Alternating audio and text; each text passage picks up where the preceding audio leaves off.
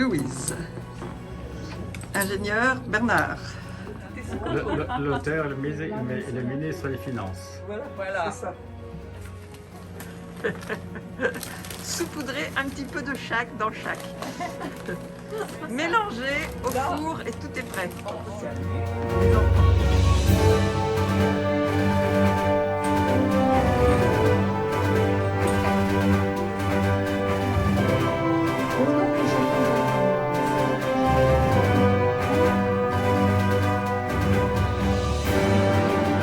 Donc, avec le méchant delta là, qui prévaut partout chez nos Américains, Floridiens, qu'on essaie d'éviter le plus possible, ben, on souhaite qu'on garde, que quand on est à la table, on garde nos masques. Et puis avec des commentaires, elle a travaillé très très fort.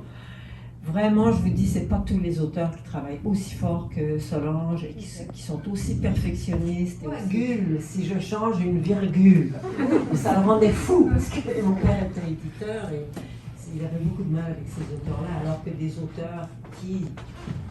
Solange a aussi entrepris des études en création littéraire à l'UQAM pour se perfectionner et elle continue de se perfectionner.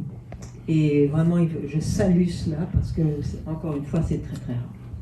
Alors, sans plus tarder, je vais vous présenter notre auteur, Solange, qui va nous parler, j'espère, Solange, non seulement de ton nouveau, mais du premier, car c'est une suite.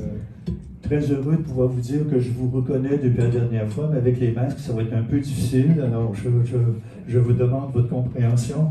Je vous souhaite, je vous dis combien je suis heureux de vous retrouver. Merci de votre invitation, franchement.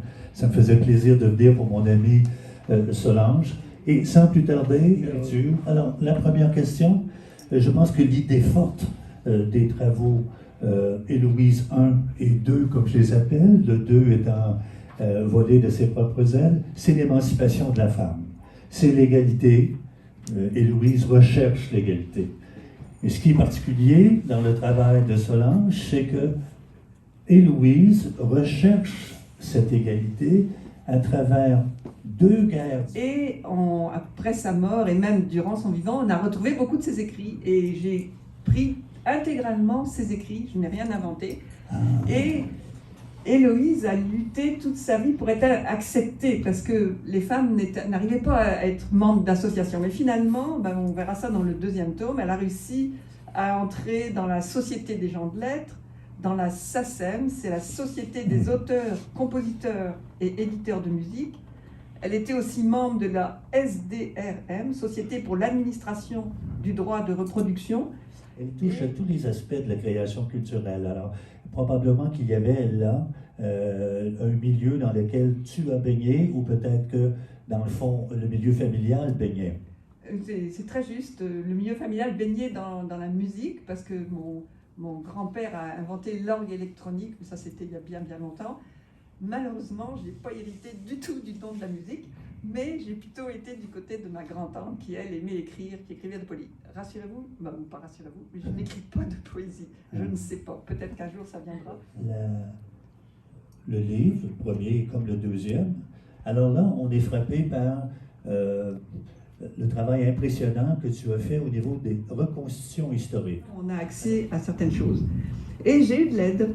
J'ai eu de l'aide de Monique Laure, qui est ici dans la salle. Je vais vous montrer les artefacts, les vieux bottins de Montréal.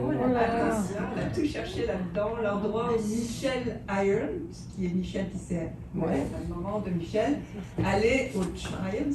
On a trouvé le Trial là-dedans. On a trouvé l'adresse de son bureau à Radio-Canada. En tout cas, c'est le numéro de l'illustration dont je parle dans le livre, qui est entièrement consacré aux Normandies.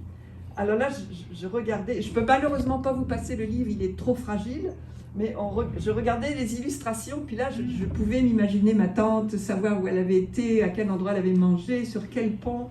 Alors, c'est comme inestimable d'avoir des vrais documents qu'on peut toucher. Parce que vous savez que le Normandie a été ensuite coulé dans la rade de New York en 42 ou 43, donc il n'existe plus, bien sûr. Mais ma tante avait eu le temps de le prendre. Est-ce qu'il n'y avait pas, en procédant comme ça, un certain nombre de pièges à éviter. Oui, il y avait beaucoup de pièges, mais j'ai eu la collaboration de Michel et la permission, parce que bien sûr, on ne peut pas se servir de personnages si on n'a pas le droit. Et ça a été très intéressant parce que ma tante, Héloïse, et la maman de Michel ont en commun leur passion pour la radio. Ma tante a été la première personne à inventer, entre guillemets, une radio en France dans les années 1925, si ma mémoire est bonne. Donc elle était vraiment pionnière. Et la maman de Michel était à Radio-Canada, donc c'était comme naturel qu'elles se rencontrent et puis qu'elles travaillent ensemble. J'aimerais des commentaires sur une scène qui est particulièrement, un tableau qui est particulièrement bien réussi dans Héloïse 2, c'est celui du dîner littéraire, où encore là, Héloïse rentre un peu par la petite porte, hein, elle est invitée, etc. Et là, il y a des grosses pointures, elle est assise, et là... On commence un chapitre. Et il faut que je trouve l'angle de la scène, et ça, c'est pas évident. Et des fois, Bernard peut en témoigner, mon mari, on est en voiture entre Sherbrooke et Magog, et tout d'un coup, on parle de quelque chose, parce que je lui raconte un peu mon histoire, puis en parlant, hop, tiens, ça y est, j'ai l'angle, c'est fait. Et en passant, je vous souligne que malgré les efforts que demande l'écriture et que c'est parfois pas facile pour le conjoint, eh bien, nous sommes à notre 50e anniversaire. Quelque chose dans ton approche d'écriture. Ah, merci Suzanne. Suzanne est une de mes consoeurs d'écriture. Il y a Suzanne et Monique, nous sommes étudiantes ensemble. Et oui, ce que ça a changé, c'est que mon prochain roman va être polyphonique. Et c'est un peu plus complexe et je suis justement en panne. Mais ça va revenir. Là, il y a peut-être trop d'activités. Mais essayez de faire...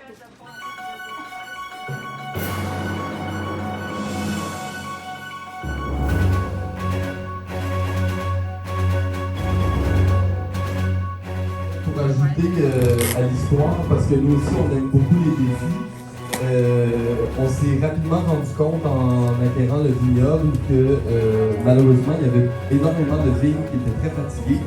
Donc on vient d'arracher à peu près 45% du vignoble dans le but de replanter l'année prochaine, tout en faisant une transition vers le biologique.